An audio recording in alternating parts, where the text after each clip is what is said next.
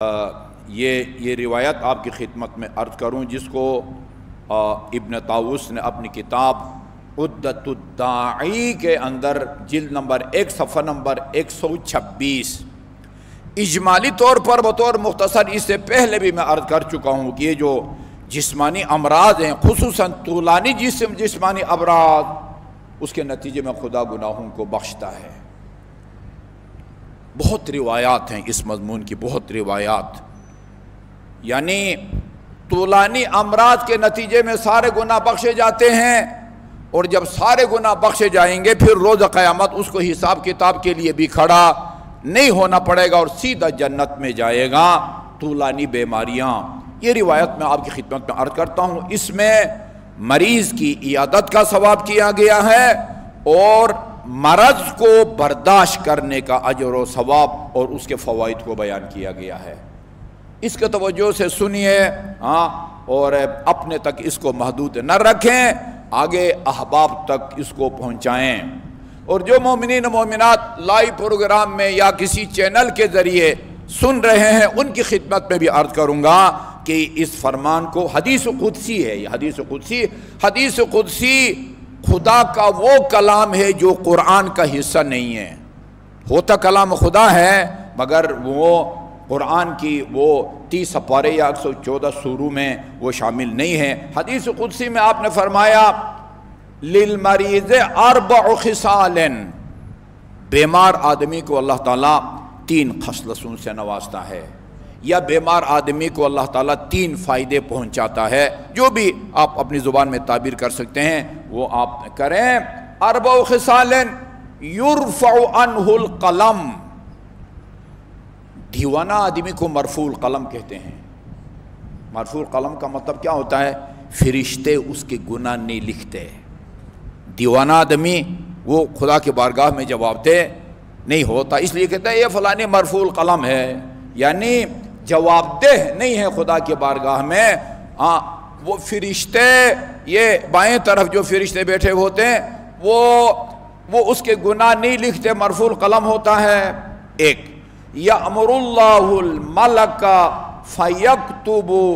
لہ افضل مکان یفعلہ فی صحتہ، ادھر جو دائیں طرف فرشتے ہیں ان سے اللہ تعالیٰ کہتا ہے یہ میرا بندہ بیماری کی وجہ سے بہت سارے اعمال وہ جو اپنی صحت کی حالت میں انجام دیا کرتا تھا، اب ان کو بجا لانے سے قاصر رہ گیا ہے، عاجز رہ گیا ہے، لہذا وہ بہترین اعمال جو صحت کی حالت میں وہ بجا لایا کرتا تھا، اب اس کے نامہ اعمال میں اس کو لکھو۔ یہ بے شک نہیں کر پا رہا، پابندی سے نماز تہجد پڑھتا تھا، پابندی سے نوافل ادا کرتا تھا، پابندی سے قریب کی مسجد میں نماز جماعت میں جا کے شریک ہوتا تھا اور مریض کی عادت کے لیے جاتا تھا۔ جب بھی کبھی پتہ چلتا تھا کہ آج کسی مومن کا شب دفن ہے مثلا، اس کے لیے نماز وحشت پڑھا کرتا تھا۔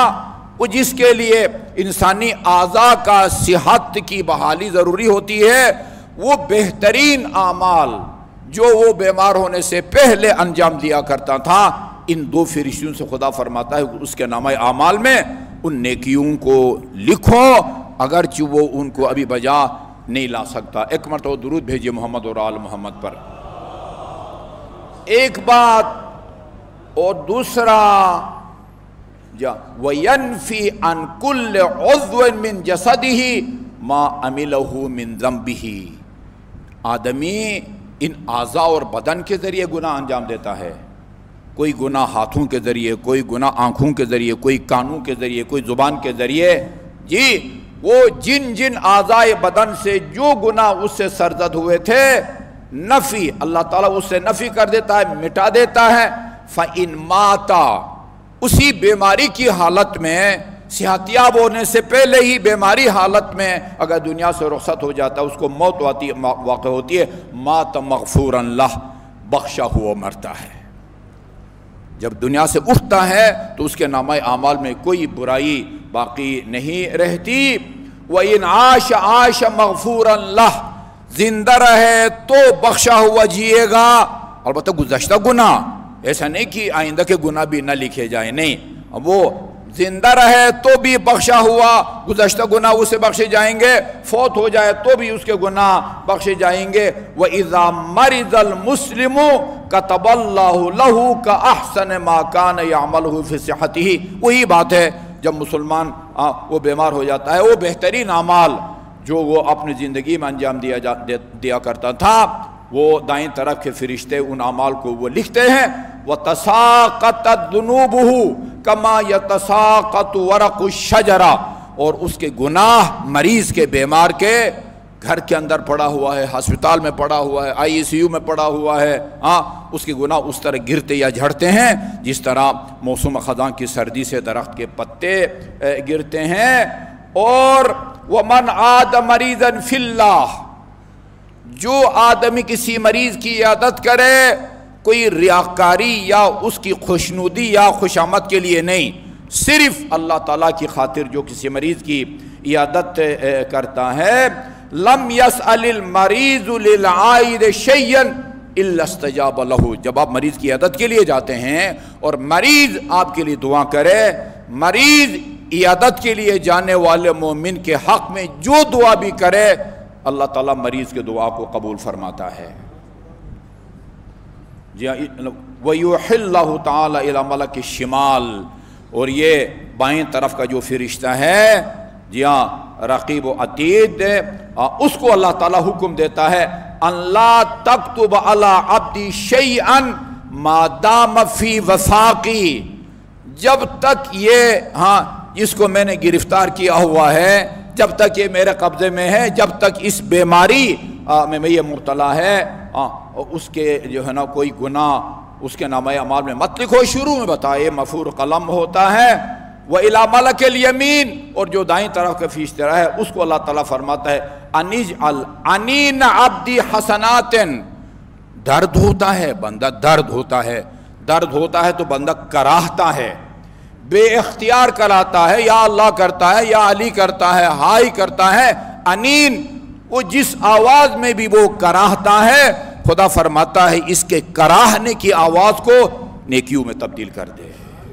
کراہنے کی انین، کراہنے کی آواز کو اس کی نیکیوں میں تبدیل کر دے۔ وَإِنَّ الْمَرَضَ يُنَقِّي الْجَسَدَ مِنَ الذُّنُوبِ كَمَا يُذْهِبُ الْكِيرُ خَبَثَ الْحَدِيدِ، بیماری جسم کو اس طرح صاف اور شفاف اور ستھرا کر دیتا ہے جس طرح کیر، میرا خیال میں لک کو کہتے ہیں، جس طرح لک لوہے کے زنگ کو جو ہے نا وہ دور کر دیتا ہے۔ وہ تجربہ کار بات نہ زیادہ بہتر۔ وَإِذَا مَرِضَ الصَّبِيُّ، اچھا جی یہ تو ہے نا، اگر کوئی بڑا بیمار ہو جائے اس کے دو فائدے ہوئے، وہ نیک اعمال وہ جو صحت کی حالت میں انجام دیتا تھا اب انجام نہیں دے سکتا، اللہ دائیں طرف کے فرشتوں کو کہتا ہے وہ لکھو، اور بائیں طرف سے فرشتے کہتا ہے اس کے گناہوں کو مت لکھو۔ بچہ بیمار ہو جائے اس کا کیا فائدہ ہوگا، اور جب بچہ پیدا ہوتا ہے یہ بچہ کی بیماری والدین کے گناہوں کا کفارہ ثابت ہوتا ہے۔ یہ ایک قسم کی نعمت ہے۔ بندہ بیماری کو یہ نہ سمجھے کہ یہ خدا مجھے میری توہین کر رہا ہے، نظر انداز کر رہا ہے، مجھے اللہ تعالیٰ نعوذ باللہ ستانا چاہتا ہے۔ نہ مال و دولت سے نوازنا یہ خدا کی طرف سے کوئی تکریم یا تعظیم کی نشانی ہے، نہ مالی یا بیماری کی پریشانیوں سے دوچار کرنا یہ کوئی اللہ تعالیٰ کی طرف سے نعوذ باللہ توہین ہوتی ہے۔ دونوں، کبھی اللہ تعالیٰ انسان کو آسائش میں رکھ کے آزماتا ہے اور کبھی آزمائشوں میں ڈال کے اس کو آزماتا ہے۔ اللہ تعالیٰ دونوں حالتوں میں ہمیں ثابت قدم رہنے کی توفیق عطا فرمایا۔